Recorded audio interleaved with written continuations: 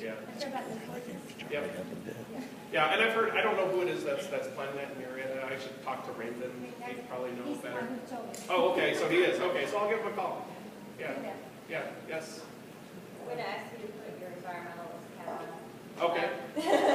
With the severe drought that is going on, there are various strategies as far as conservation goes, and a big part of that is, of course, the leveling laws and everything. But with that issue at the forefront and expected to get worse, what are some potential ideas in response to addressing that? Southern California, and especially this part of Southern California, if you look at both the temperature and the amount of precipitation that we get on a regular basis, on our annual averages, we are just barely receiving more rain every year than a desert does, right? And yet you drive around in a lot of the areas of Southern California, it doesn't look anything like a desert. And you're right, there's a lot of lawns, there's a lot of green space, and it's true. We import the bulk of our water from Northern California and the Colorado River. We use a lot of our groundwater supplies, and we use all of the local supplies that we do have.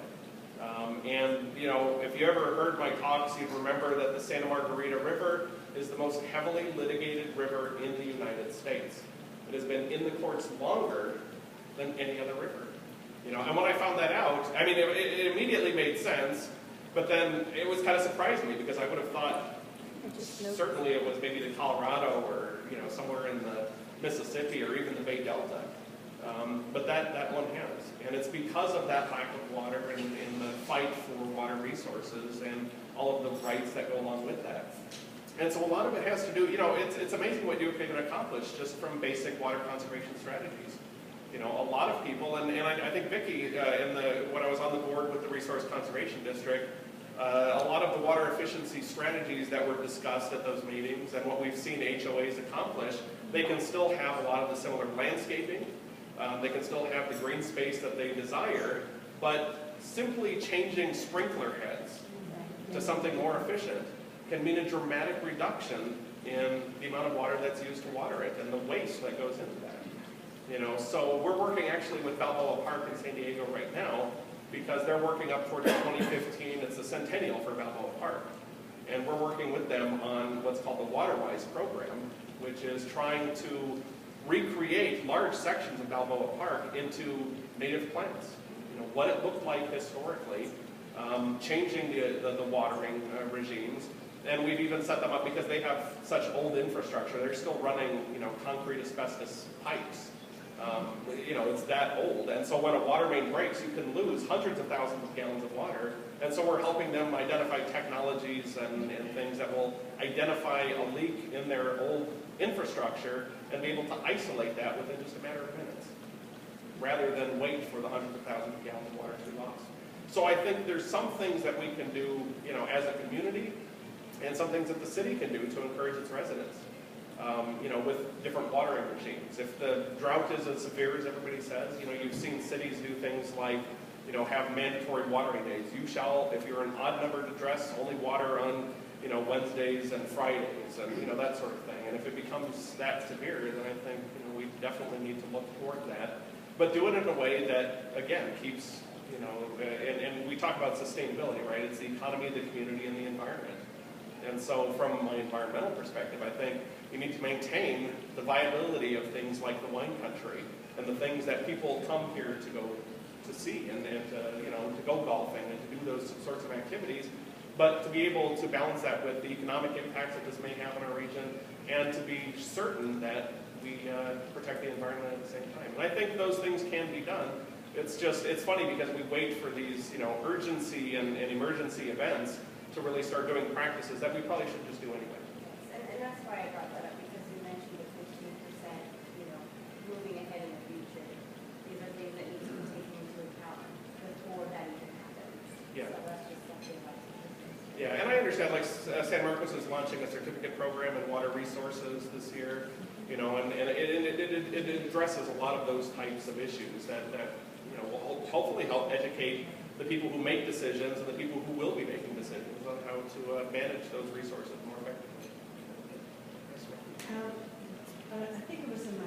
Club magazine within the last year. There was an article about, we have solar in our house, but if there's a failure in the system, we don't get to use the electricity.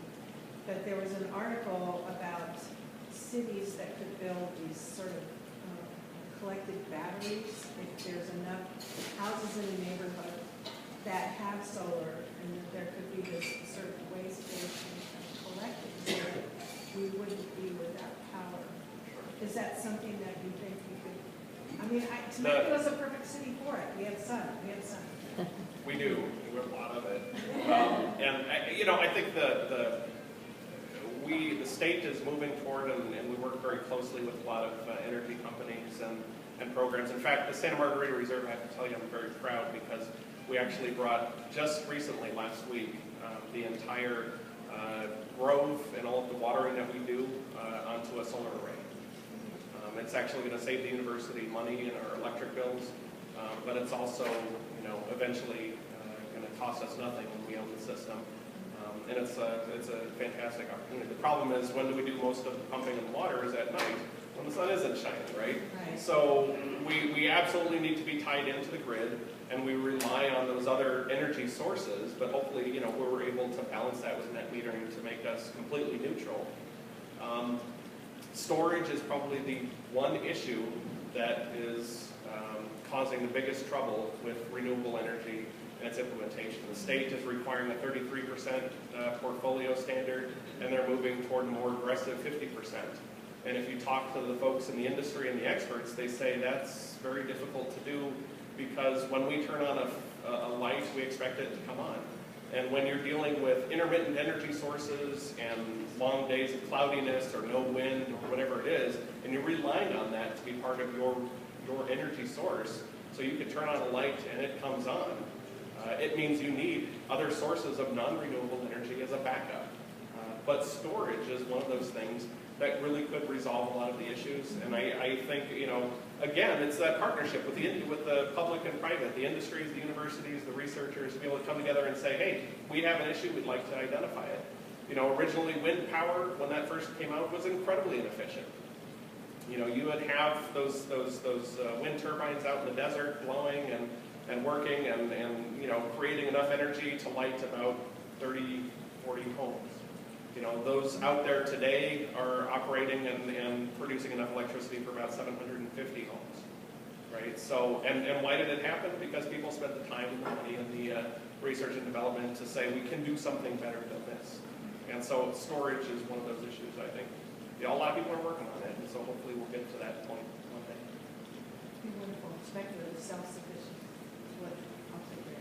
Be interesting. Could it be off the grid? Yeah, I mean, I understand that the Pechanga has a cogeneration plant and on the property. We took a tour of it 2 years ago, I think, and it's with natural gas and so forth, and it's incredibly efficient, and it provides. I don't know what the percentages were. I can't remember what the percentages were of energy here, but it was an incredible opportunity. The University at San Diego, they have the same. Basically, it's a much older system, but same basic thing. It keeps the costs down, considerably, and isn't a heavy, air pollution component or anything, and really does provide a lot of reliability. And so there's a lot of energy source, a lot of things that could be done to really change the way we turn on our lights.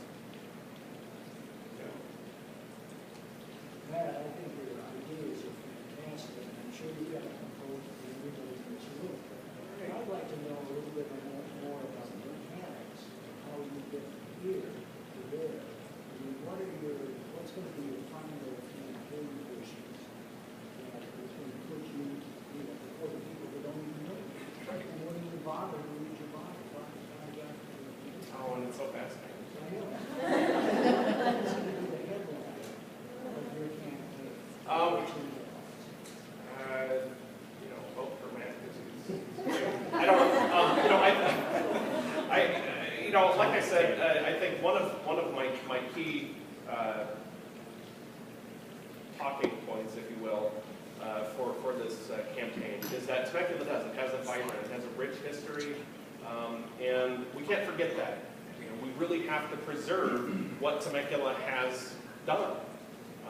But at the same time, we are at sort of what I see as a crossroads. The economy is recovering, the housing market is recovering. You're seeing more development, and a lot of really important decisions will need to happen in the next 4, 8, 12 years. And so I think it's important to get the right people to understand not just what the needs are today, not just to focus on things like tax revenue, but to look at the bigger picture of sustainability with our jobs. To be able to look forward to what do we want Temecula to look like 50 years from now. It's really embraced an identity of being a very well-organized, very tight-knit community. And the identities of having clean air and open space and parks. I mean, the city has more parks than any other city I've seen. I mean, it's just incredible. And so there are some things that the city needs to keep as its identity. But into the future, what do we want to become? I mean, we have companies here like Abbott Pharmaceuticals, which is great. Why aren't there more companies like that in Temecula? Why isn't this becoming the technology and research and development hub that it really could be? So I think those are really the key issues I'm working on. Is improving I mean, people will our transportation issues would be resolved if 40,000 residents didn't have to commute. Right? I mean, if people were able to work more locally and we didn't have that issue, it would improve air quality. It would really improve quality of life. So you can go through, and I mean, this is what I do for a living, right? You read all of these studies, and there's all these great minds, and you can go and take bits of information from cities all over the world of the different progressive plans, and borrowing bicycles and trolleys and all the things that they've done. And I think this is that chance. Temecula developed the quality of life master plan and initiative, and is looking forward, and they had some fantastic ideas out there. We had, protection of open space and the hillsides and protecting the beauty of the valley and what it is known for. And so I think making sure that those things are in place, those initiatives haven't been completed yet. There's some fantastic ideas in there that we need to move forward with. I guess the main fear I have is that people in this room will talk about how wonderful an environmentalist you are, but I'm thinking we need to go forth and try to pretend with convincing Granite Construction that you're a great candidate. Oh, and I am.